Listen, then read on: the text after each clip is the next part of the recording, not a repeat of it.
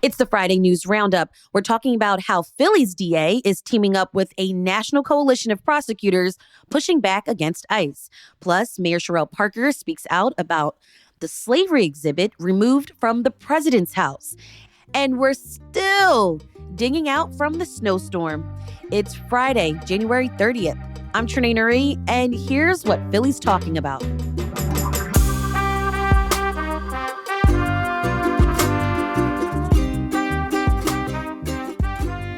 Joining me this week for the Friday News Roundup is CityCast Philly senior producer Abby Fritz. Hey, Abby. Good morning, Trenae. Happy Friday. Happy Friday, but it is still cold, and I still see so much snow on the street. Some streets still haven't gotten a plow. I know. But I think there might be some hope for us for next week. I think the snow is going to start melting. Yes. But we'll talk later about that in the show. But first, we have a lot of other news to cover. Let's start with District Attorney Larry Krasner.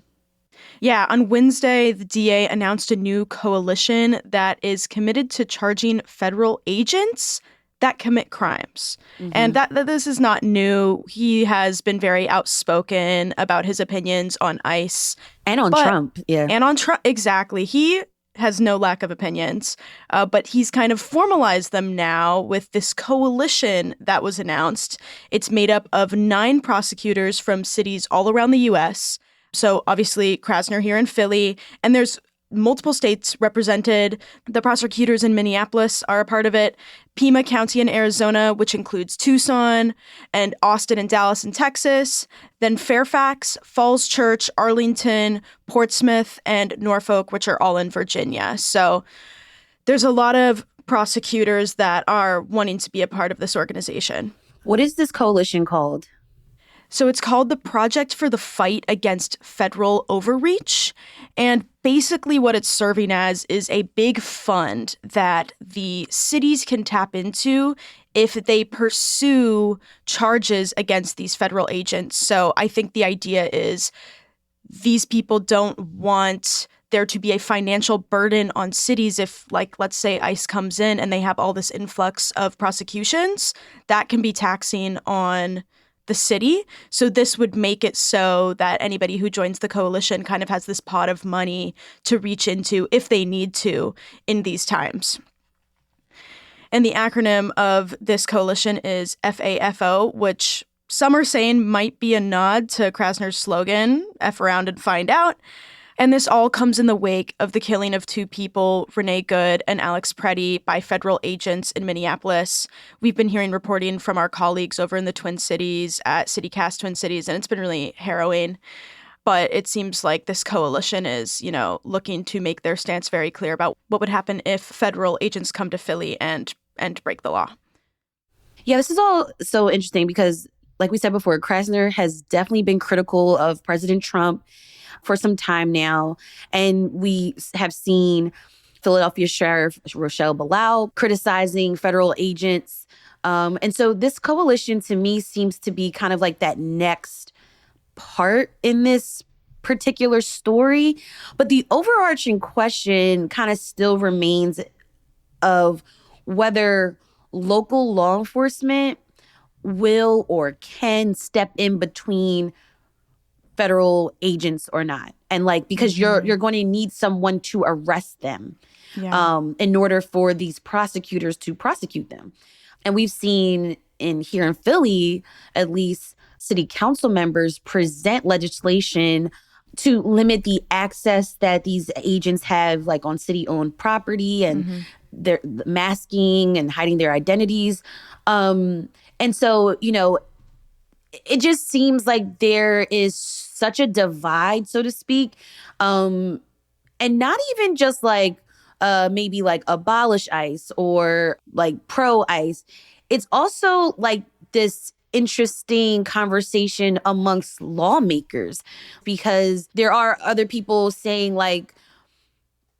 you need to also protect law enforcement agents as well in this process. I totally see what you're saying, Trenae. It's we have to have all facets of our government working together to make like arresting federal agents or enforcing laws when like federal agencies come into the city, which makes it so much more complicated. And then now the nuances of this conversation become a lot more polarized, because if one person in the city doesn't want to, arrest or prosecute or whatever, then it might the whole system might collapse, and we might not be able to do as much. So it seems like a really big conversation, and even when you talked with the police commissioner a few weeks ago, it seems like it was very clear that this is on everybody's minds right now.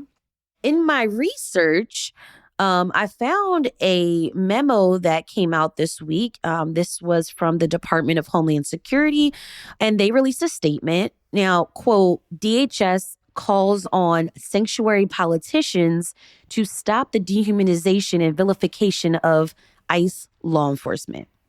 And they go on to say that ICE officers face an 8,000% increase in death threats against them and their families, and more than a 1,300% increase in assaults against them while they put their lives on the line. And so what this is telling me is that the Department of Homeland Security wants to point out the conditions that these agents also have to face. And for those that don't know, the Department of Homeland Security is the government entity that oversees ICE. So they essentially run ICE, right? Also, they're in charge of the investigation into the possible misconduct around the killings of Renee Good and Alex Preddy. So they do have some skin in the game here when they make statements like this.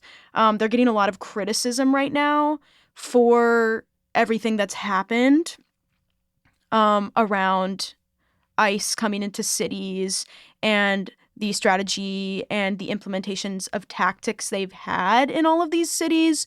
So these stats that they're talking about, they're internal, they're coming from DHS, and they haven't been independently fact-checked as far as I know. Now, back in Philly, though, we are seeing protesters calling out the retailer Target to cut ties with ICE and ban agents from entering stores and parking lots, because Target is a Minneapolis-based chain.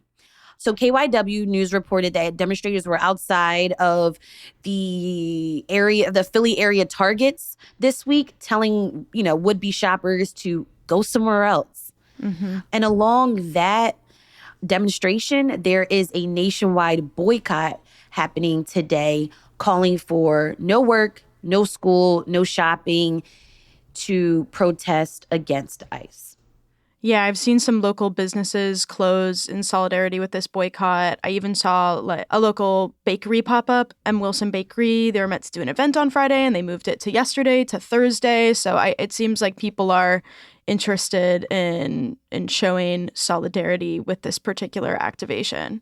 This is definitely in the forefront of everyone's minds now, from protesters on the streets to our lawmakers down in Washington, D.C., and definitely our lawmakers in City Hall. And so we're going to keep up on just how all this is all moving in our lives at this moment.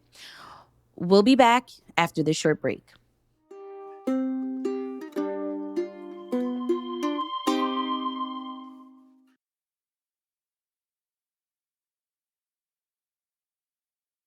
We will continue fighting to have these interpretive panels return to the city of Philadelphia. Why? Because this history is a critical part of our nation's origins, and it deserves to be seen and heard, not just by the people of Philadelphia, but by every person who comes to Philadelphia from around our nation and the world to see and learn from, especially as we celebrate our semi-quincentennial 250th birthday. I want the world to know you cannot erase our history. Yes, it is flawed. Yes, it is imperfect. And yes, it includes the real life lived experiences and stories of people who endured a great deal of pain so that America could realize its promise. That was Mayor Cherelle Parker in a really, what I consider a moving video posted on social media this week, detailing how the President's House slavery exhibit on Independence Mall came to be and the cooperative agreement between the city and the National Park Service. And this all comes after National Park Service workers dismantled panels that included information about slavery and featured information about 9 enslaved people who lived and worked at this site. They were enslaved by then President George Washington.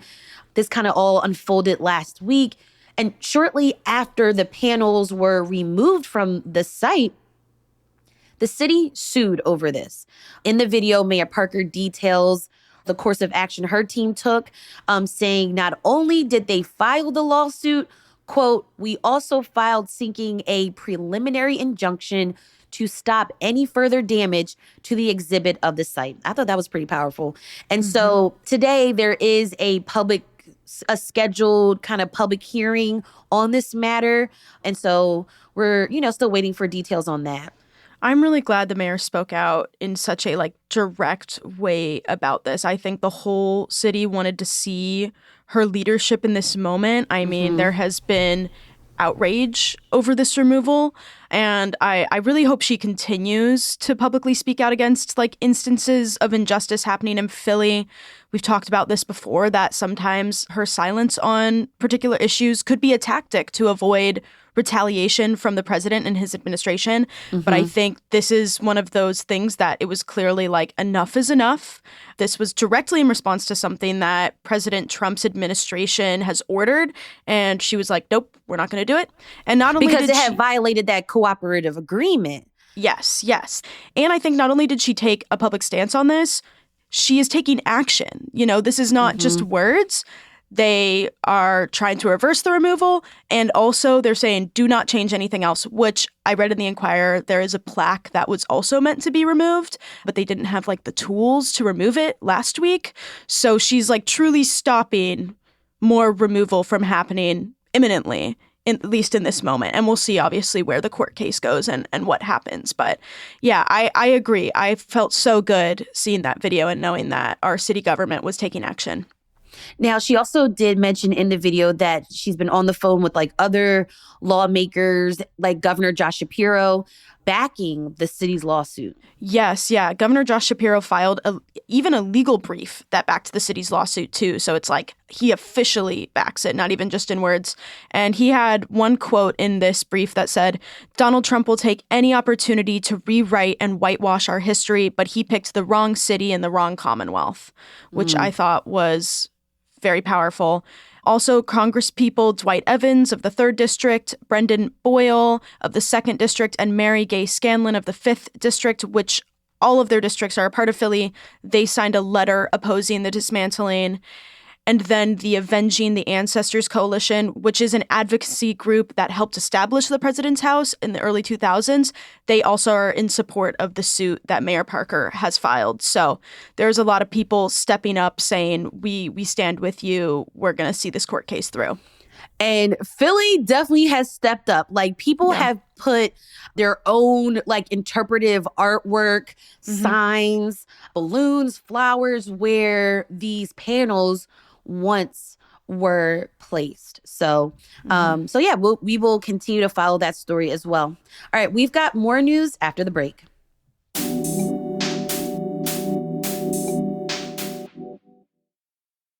Yesterday on the show, Abby, you reminded us that you're a Cali girl. Yes, I am. But you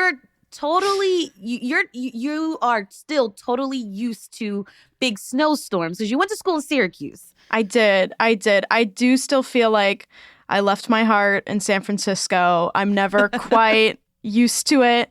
But fortunately, my partner is born and raised in Philadelphia. And so I've been calling them and been like, baby, you want to come drive me to the grocery store? You want to come help me get boxes for my meals? That is so sweet, though. It's and they so do sweet. it. Yeah, and they do it, of course. So I got lucky. Not quite. I still haven't dug my car out, but that'll be a this weekend problem because I'm moving. Of course, I picked the one week where it's the worst weather ever to move. So that's what I'm doing this weekend. All right. Well, so you're going to have to eventually dig yourself out. Yeah, that starts today, I think. I've got to get going on that. But you know what? I don't blame people. If you didn't have to go anywhere, if you didn't have to move your car, don't move it because these streets are still a mess. It was forecasted like earlier this week that we would get more snow, but I think that's kind of changed.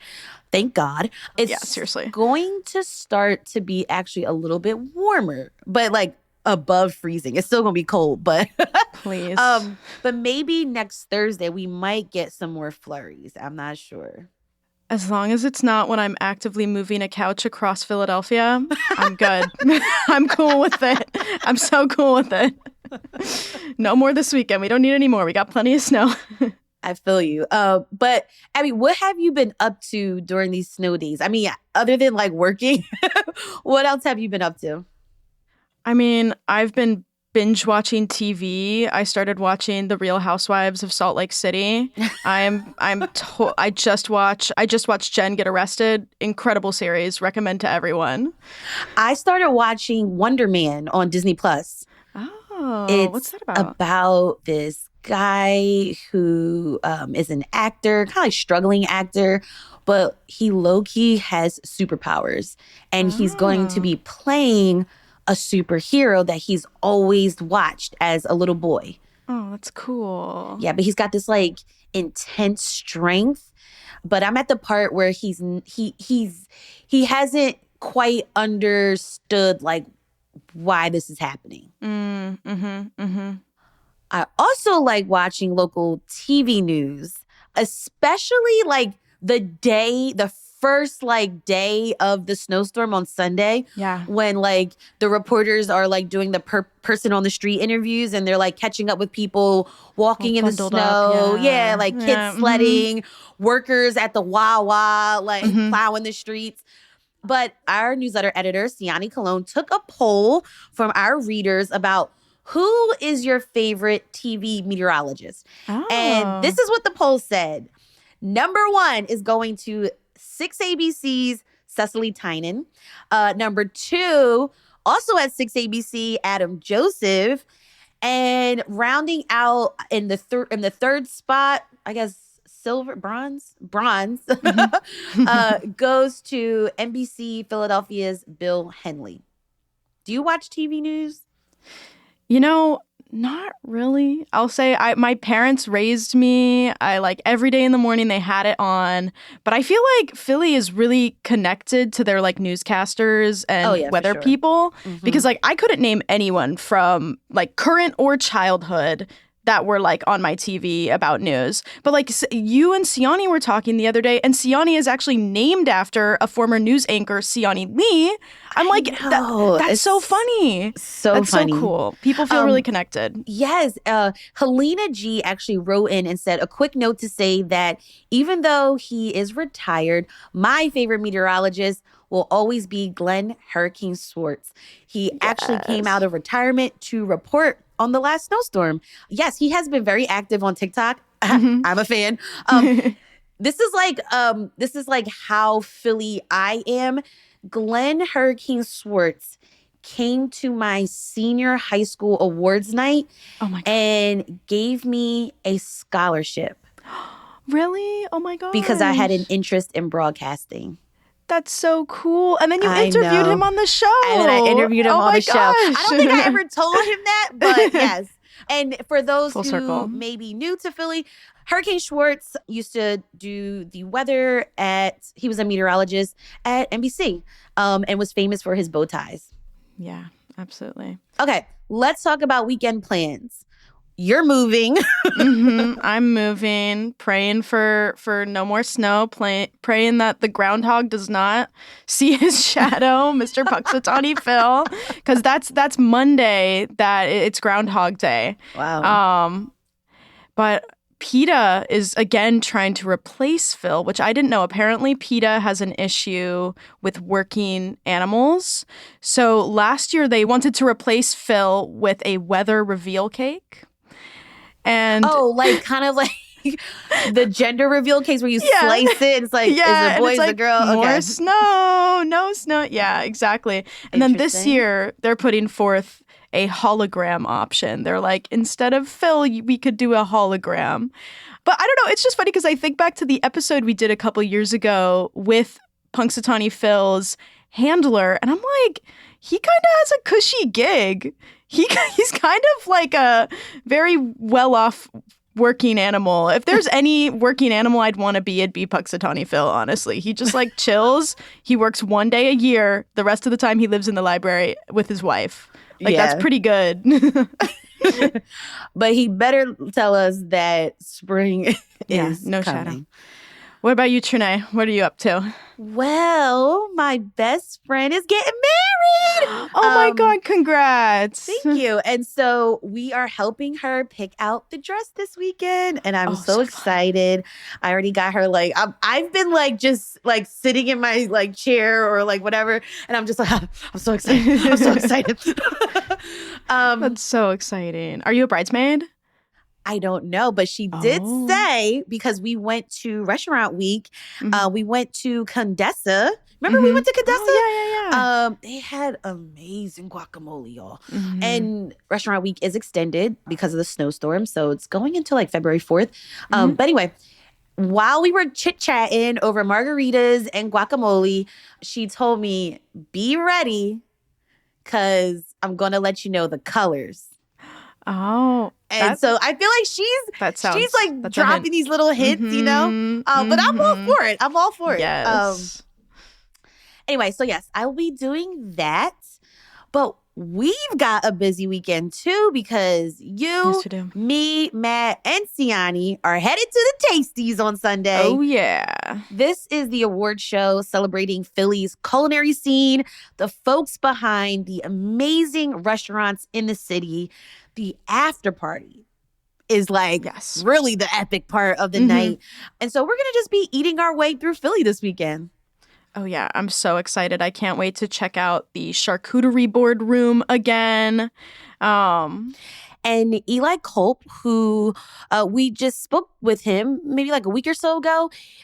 He is one of the hosts of Delicious City podcast, who are the creators of the Tasties.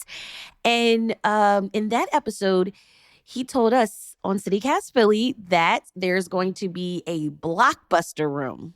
A throwback to the business that you would get like VHS tapes. You ever been to a Blockbuster? Are you? Yes. You did? Okay. I used to go to Blockbuster. Okay. I'm not that young. We have an age gap. We do. There's still a Blockbuster sign in South Philly on Passyunk Ave, but like the west side. Crazy. I want it. I'm going to take it. Climb that pole, Abby. Yes.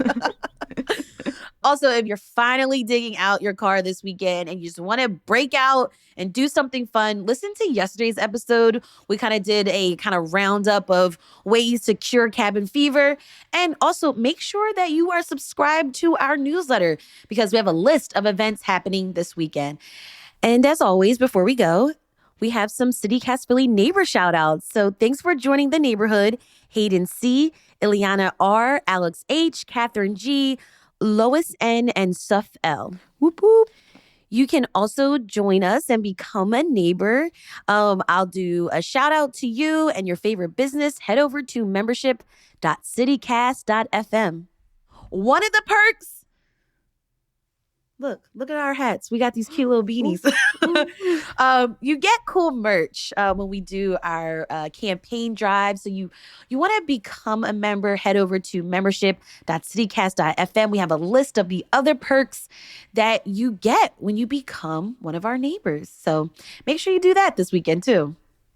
And speaking of shouting out one of your favorite businesses from our CityCast neighbors, Sharita P. wants to shout out this business, Amazulu Collections and Urban Karma Wear, and says that they do handcrafted sterling silver in the Reading Terminal and at the Bach Building, directly across from the Amish Pretzels in the Reading Terminal. It's a small business and would love the support of Philly. Make sure you guys check them out this weekend as well. Those are some great recs. Yes. All right, Abby, thanks so much for joining me this week on the Friday News Roundup. Stay warm, Trenae. Thanks for having me.